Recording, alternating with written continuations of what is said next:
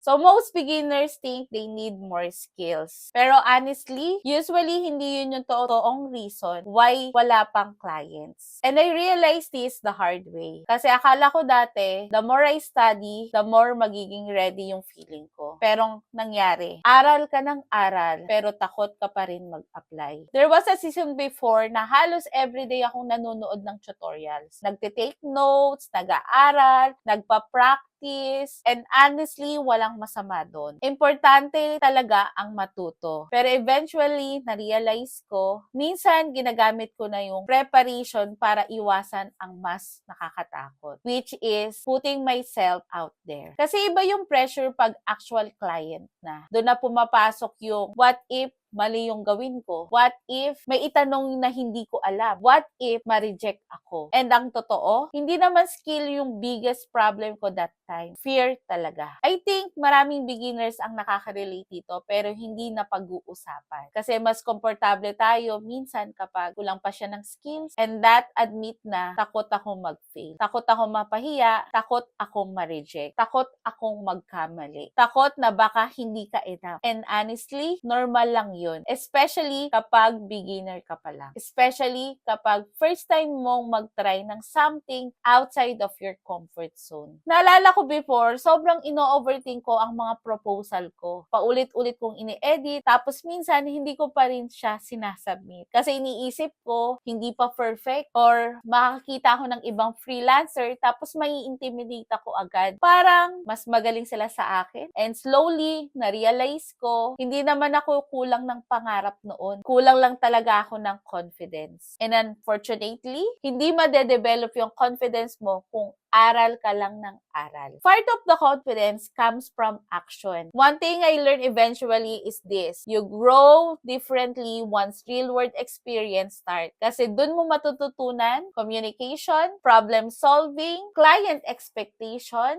handling mistakes, professionalism. Hindi mo matututunan lahat bago ka magsimula. And honestly, clients usually don't expect perfection from beginners. What many clients actually value is honesty, responsiveness, willingness to learn, reliability, and minsan, mas harsh pa tayo sa sarili natin kaysa actual clients. So, if matagal ka ng stuck sa preparation phase, maybe ask yourself honestly, am I still learning? Or am I hiding because I'm scared? At hindi ko to sinasabi to shame you. Sinasabi ko ito because I understand that feeling. Takot din ako before. Hanggang ngayon, minsan may fear pa rin akong nararamdaman. Pero I realize eventually that clarity comes from action sometimes and not before. You don't need to feel fully ready before taking the next step. You don't need to complete confidence first. Minsan, the next level of growth only happens once you finally allow yourself to try. Imperfectly, scared, and still learning. Pero, gumagalaw pa rin.